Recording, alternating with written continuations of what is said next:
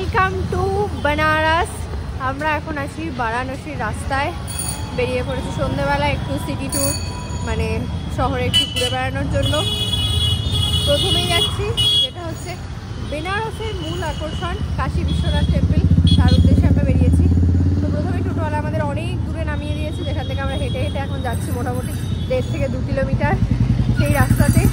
আর এই রাস্তায় যেতে যেতে যে জিনিসটা পড়ছে চোখে সব থেকে বেশি, সেটা হচ্ছে বেনারসি শাড়ির দোকান প্রচুর দুই ধারে রাস্তার।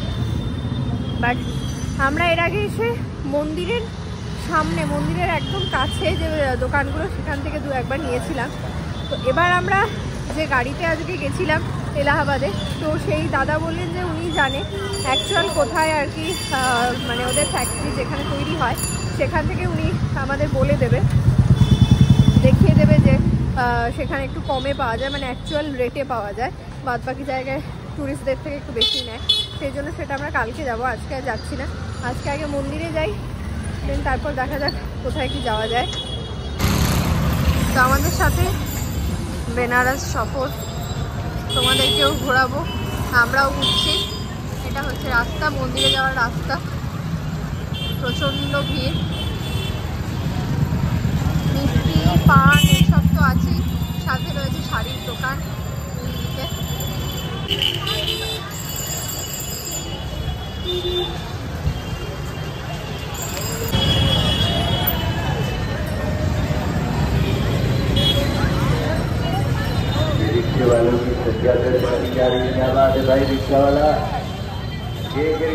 বলছি দেখো মন্দিরের একদম রাস্তায়, আর এখান থেকে বিশ্বনাথ টেম্পল মাত্র 0.4 কিলোমিটার।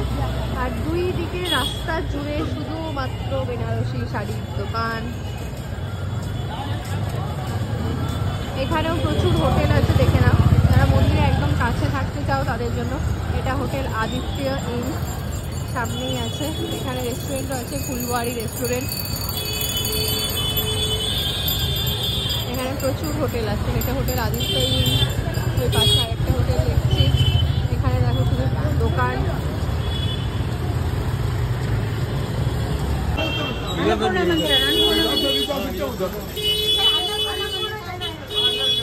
গেট নাম্বার 1 দিয়ে ঢুকলাম।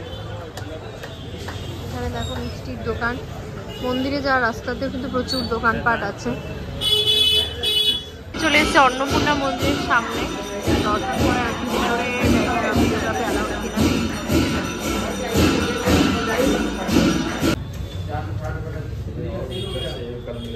চলো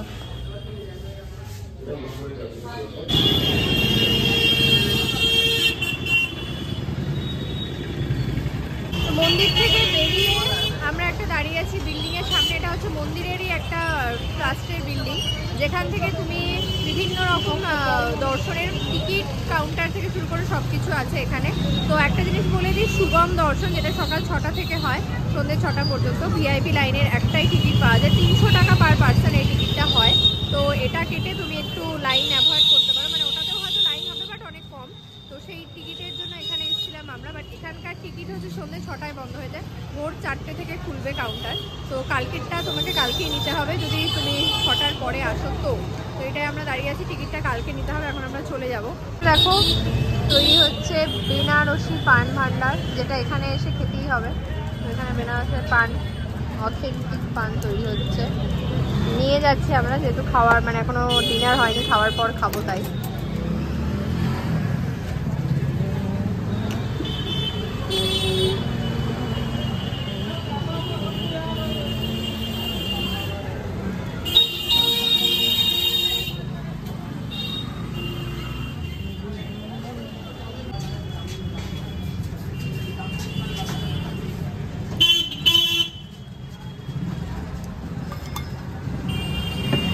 करना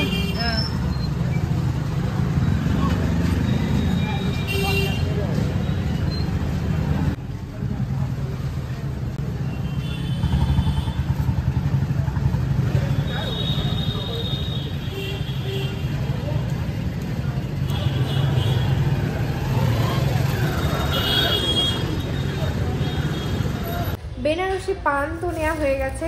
এটা হচ্ছে বেনারসি পান। এখানকার আরেকটা স্পেশাল জিনিস, সেটা হচ্ছে চাট।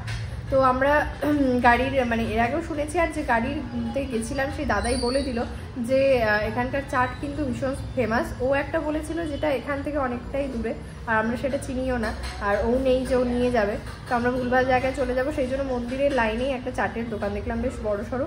তো এখানে চলে এসেছে। এখানে কী কী আছে মেনু কার্ডটা আমি দেখিয়ে দিই।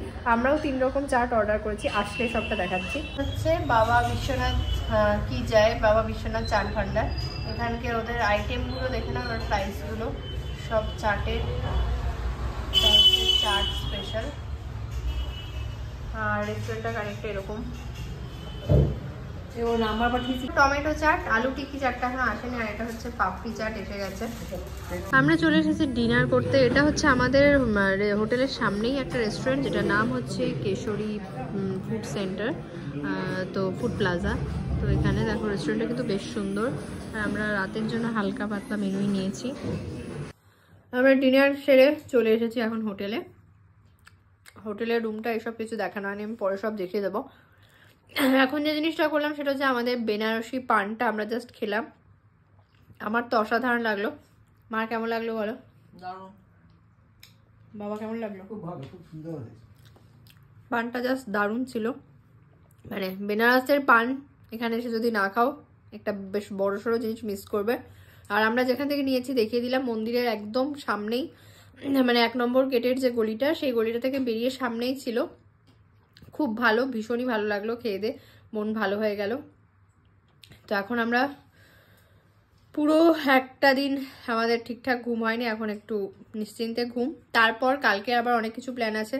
কালকে ভোরবেলাও আমরা যাব মন্দিরে দর্শন করতে, সেই সব কিছু নেক্সট ভিডিও ব্লগে আসছে। সঙ্গে থাকো। টাটা, গুড নাইট সবাইকে। গুড নাইট বলো। Good night.